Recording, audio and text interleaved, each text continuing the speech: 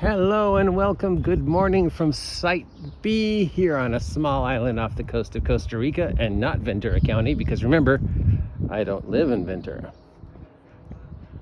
It's Tuesday. It's about 10 o'clock. I was off to see the ducks, but they're not there today. So let's see what else we can walk into. All right. So apparently, if you want to piss off every single individual in the gaming community, no matter what side of the fence they're on, the only thing you have to say is Storyteller.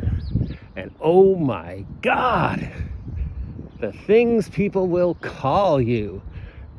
I do not know why people are so offended because if I say, oh, I'm a game master and a storyteller. I'm not a storyteller. How dare you call me a storyteller? That's the worst thing you can call me, is a storyteller. How is that the word? How does that hurt you in any way, shape, or form? I'm not a storyteller. All right, so let me defend my statement of why I believe I am a storyteller and a game master without railroading my players and without being ignorant. And yes, I do know what the word storyteller means. I mean, I am a published poet, published screenwriter, published author, published game designer, and member of the Writers Guild of America in good standing. So I think I know what it means. I mean, I've been to the Friars Club. Okay. Storyteller. I tell the story of my world. Let's say the story of my world is there's a bartender who wants to hire the adventurers to clean out her basement because she heard weird noises. Player characters show up in my story. Once upon a time, there was a bartender who wanted to hire you to clean out her basement because she heard weird noises. The adventurers, the player characters, then tell me the story of how they're reacting to that. And knowing player characters, they're probably going to ask questions. They're probably going to try and listen to rumors. They're going to get a lay of the land. You know, they're going to try and get deals and find stuff out. And maybe in the interactions with NPCs and the few minutes I give them to get settled and get used to the environment, to the bar, one of them overhears the conversation because I have to come up with random conversations that they overhear and random rumors on the random rumor table and things they hear other people say.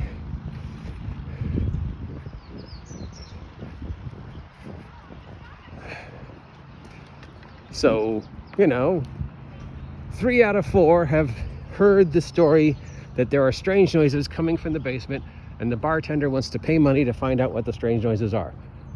But the 4th has heard an NPC sitting at a table talking about a haunted gold mine nearby that he got chased out of because he's a prospector, because that's what I rolled on the random rumor table. And that player character goes and tells the other 3 player characters what they heard. The other 3 player characters are talking to the barkeep, telling their story to the barkeep. The barkeep is telling her story to them. They hear about the haunted gold mine and they decide, screw the ants, screw the basement, we want to go to the haunted gold mine. So now my story has become a bunch of adventurers who are supposed to go down into the basement to clear out whatever was making the weird noises, giant ants, now are going to go to the haunted gold mine. So now my story is the player characters are going to the haunted gold mine. It's my fault because I mentioned it, so now I've got to generate a haunted gold mine, which fortunately I have enough cannon fodder of plot hooks and adventures and hints and things I can just pop off at the top of my lungs and other adventures. So it's no skin off my nose if they go to the haunted gold mine. I will now tell the story of what it takes to get to the haunted gold mine. Maybe there's a few random encounters. Maybe there's a few planned encounters.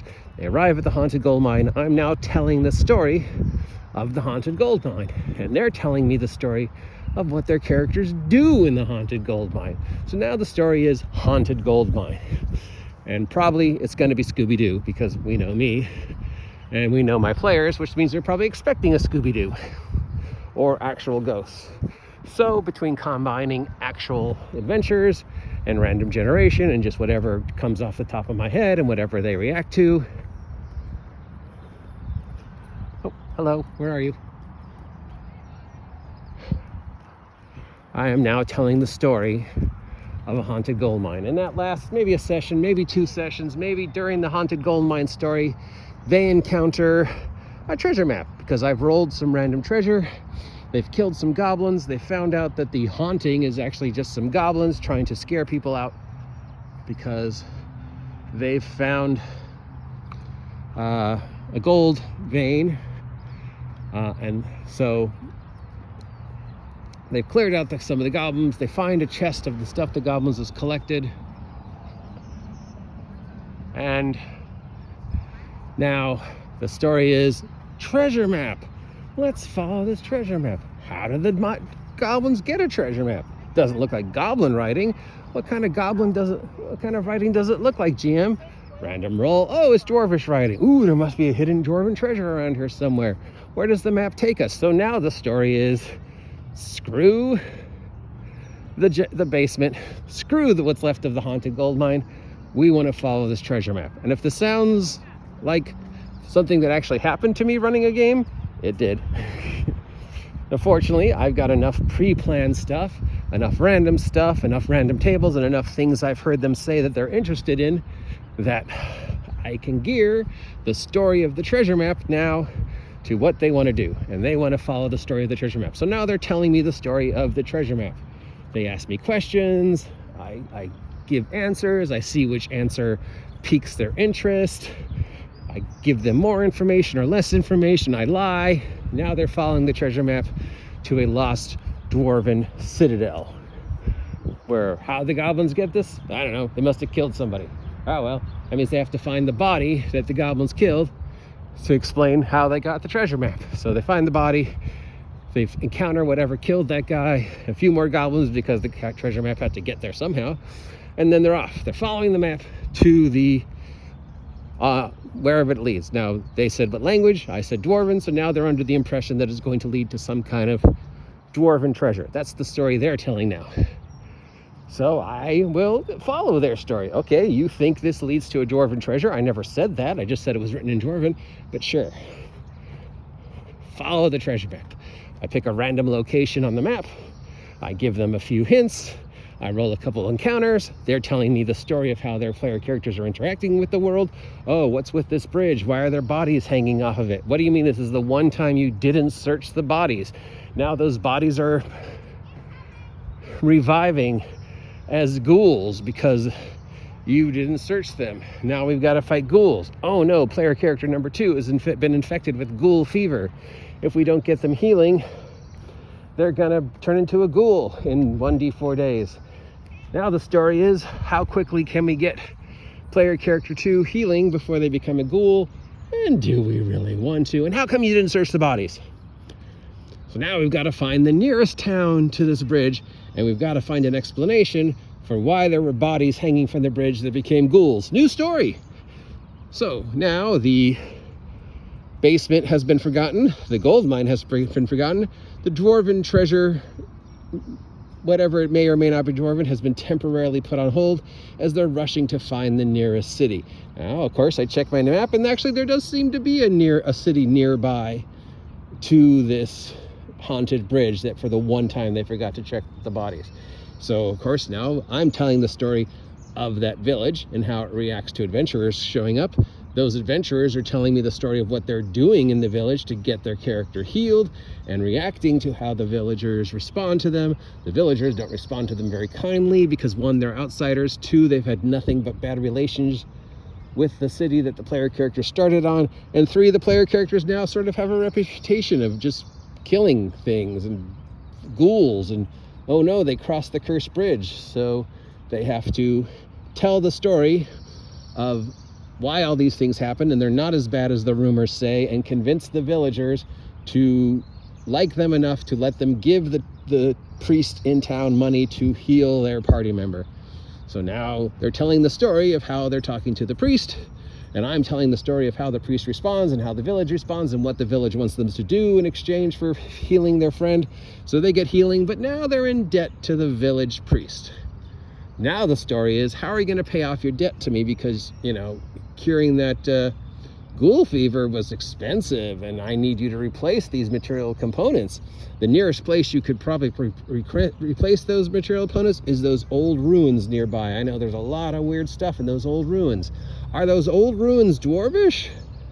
I look at whatever the next adventure I'm going to run is, that I'm going to base in old ruins, whether they go there or not, and I say, sure, yes, as far as we know, it's Dwarvish. Are they really the Dwarvish ruins? The players don't know.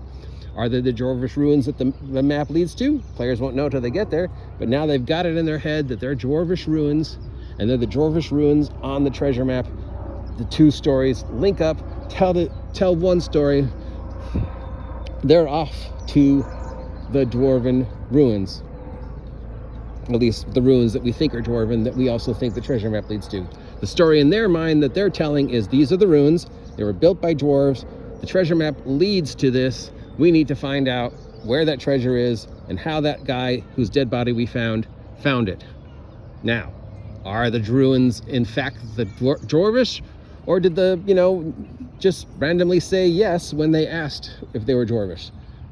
I look at the adventure that I've set in those ruins, and sure enough, they are not.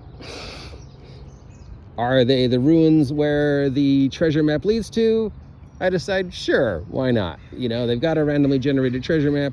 They've gone, far enough. Let's say this is where someplace in this adventure is where that treasure map leads to. That's the story I'm now telling. They're now telling me the story of what their characters are doing. Okay, now you're in the ruins. We've got some planned encounters. We've got some random encounters. Stuff goes off crazy, and player characters do player character stuff, and now the ruins are on fire, and they're being chased by the inhabitants of the ruins because somehow they sent it on fire because player characters. Do they find the treasure? Sure, they find the treasure. What is the treasure? I don't know. I just randomly pick something from the adventure and say, this is what you find. You find some blank and some blank and a blank and maybe a couple blank. Write it down. Remember, you don't have a lot of time, so you can only grab like 2 or 3 things because the fire is spreading and all the angry monsters are chasing you, so they grab the 2 or 3 things that are most interesting. We file them away. One of them might be more interesting than the other. Maybe it's a magic item. They still don't know how the dead guy found this treasure, but at this point they don't care because they've set the ruins on fire and they're being chased. So now their story is, let's get out of here and figure out what this magic item is and give the priest the stuff we found, and then come up with an excuse for how the ruins caught on fire and it's not our fault. So that's the story they tell to the villagers. And the story I tell is how the villagers react to the fact that the ruins are now on fire. There's a bunch of monsters that are now free roaming around the countryside because they set the ruins on fire, and now the monsters are fleeing the ruins and looking for new things to eat. And hey, this is your fault. Clean up your mess. Okay, well, we'll clean up the mess if we didn't do this. What do you mean it's our fault? No, that's not. They started the fire. Oh, okay. That's the story you're telling, they started the fire? Well, the villagers roll dice, have no reason not to believe you, so they apologize. Oh, please save us from these monsters who started a fire in their realm because reasons. Sure, what are you going to give us? How about you no longer charge us the debt we owe you for healing our friend? You ID this magic item and, I don't know, toss in a couple healing potions and we'll deal with these monsters. Dice roll. Okay, the story is now, sure, we will do that. You don't owe us any more money. The magic item is ID'd. Here's 4 healing potions. Go deal with this mess of monsters that are coming out of the ruins that are now no longer on fire. All right, so now I have a story of a bunch of random monsters wandering around and maybe attracted to the village, and now the player characters have to slog through a couple random encounters and deal with whatever got free from the not dwarven ruins and their new magic item, and they're arguing over the new magic item and who gets to use it, and then one player character doesn't show up for the next game, and so now we've got to tell a story of why he isn't there, and he tells the story of he stayed behind in the village to learn some new spells, and that's why he missed the game, and we're like, fine, that's the story you're telling. I'm telling the story of random monsters wandering around. One of the players says, well, I hope nothing really bad escaped, because who knows what we freed from that fire. And I'm like, oh, do you think you freed something really bad because of that fire? And they're like, they did seem to be all protecting something, so I'm concerned we freed something. Oh, okay. If that's what you think, sure. That's the story you're now telling, that you think that in addition to all these minor monsters that you have now set free and are running around because you set their home on fire, there might be some big bad central monster that you also freed. Okay.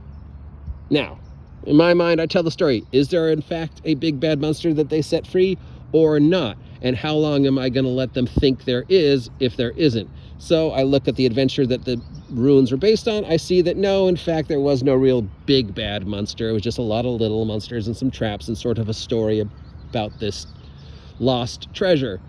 But I let them continue to believe that there is a big bad monster behind this, because that heightens their investment, that heightens their panic, that heightens their sense of expediency. We really need to kill off all these little monsters, maybe capture one, find out who they're working for. So they kill off all the little monsters, they capture one of the monsters, they question it, the monster just sort of says, yeah, we were working for, and I come up with a random name, and they're like, oh, that's the big monster we freed, and the monster they captured is like, okay, sure, can I go now? So they turn the monster that they captured over, and they follow the clues that they think they've put in their heads that there is a big bad monster, and they're following the monster even though there is no big bad monster. But I decide to give them some more random encounters and feed in some of the other adventure plots that I had hanging around, and is there a way I can combine them to make them interested and keep invested? So that's the story I'm telling, and they're telling the story of how they're reacting to my story and how they're telling the new story, and by telling their story, they're changing the direction of the story, because now they're chasing this imaginary big bad to the mountains, because for some reason something they think they heard leads them to believe that there is something in the mountains they need to go to, but they can't get to the mountains, so they decide to take the shortcut through the caves because the monster told them that there's a shortcut through the caves. So now the story I'm telling is shortcut through the caves, and the story they're telling is we're following the shortcut and I have to decide what's in the caves. And you get what I mean by I am a storyteller. I tell the story of my world. They tell the story of what their characters are doing in my world. That changes the story of my world. I then tell the new story of my world based upon what they did. They tell me the story of what their characters are doing. That changes the world and the story. Therefore, I now tell the story of what they're doing next and how their world responds to them. They tell me the story of what their characters are doing to respond in the world. And as long as this story is continuously growing and changing and reacting to what they're doing, and they're excited and they're engaged, it is their story in the story of my world. I'm telling the story of my world and how my world reacts to what they do based upon the original story, which never got resolved, which means that there are still things in that barkeeper's basement that are now, because nobody stopped them, pretty much crawling all over the basement, crawling all over the bar, probably killed a few people in the bar because nobody stopped them. So if they ever go back to that bar where the thing first started, they're going to have to deal with the fact that they never killed off the giant ants, and now there's a giant ant hill where the bar used to be. But of course, if they never go back to the town, then, well, I just file it away for later. There's a note. Maybe someday they go back to that town, maybe not. Maybe I start a new campaign in this world, and one of the first things player characters hear in the new campaign is the story of a giant anthill where a bar used to be. And I don't know, that's maybe something you'd want to go look into, adventurers, because the last group of adventurers didn't. Oh, how did those ruins catch on fire? We don't know. We only know that there were 4 saviors, and they said the monsters did it. That's how I tell a story, and that's how I tell a story with my players. It's their story, it's my story, it's their story, it's my story. I am a game master telling the story of my world. They are the players telling the story of their characters in my world and how their characters react to my world. My story then becomes my world reacting to them, and we trade off, and we're engaged, and we're having fun, and we are telling stories and playing the game at the exact same time, which is why I say I am a game master and a storyteller. So if you find that offensive, that's on you. I'm not offended. My players enjoy the game I run. They engage in the game I run. They help create the world. They react to things that I say in weird and bizarre ways. What do you mean this is the one time you didn't search the bodies? And then I listen to what they say. I react. I build a new story based upon what they reacted to and what they did or didn't do. Maybe they'll go back to that inn. Maybe there's a giant anthill. Maybe there isn't. Maybe there's a group of NPC adventurers who killed off the ants and became the heroes of the village. I don't know. That's a story for another time. I am the OG GM. your guide to all the tabletop role-playing game news, weather, sports, and general internet nonsense. If you appreciate this content, let me know. If you don't appreciate this content, let me know. Remember, I can't fix it if you don't tell me it's broken. If you don't appreciate me saying I'm a storyteller, don't care. I do not railroad my players. If you think I do, all you have to do is look at one of the dozens of videos that are on YouTube going past the past 10, 15 years of me running, including at conventions, to see that I don't railroad my players. If anything, my players railroad me. Yeah, all right. Well, till next time. See ya.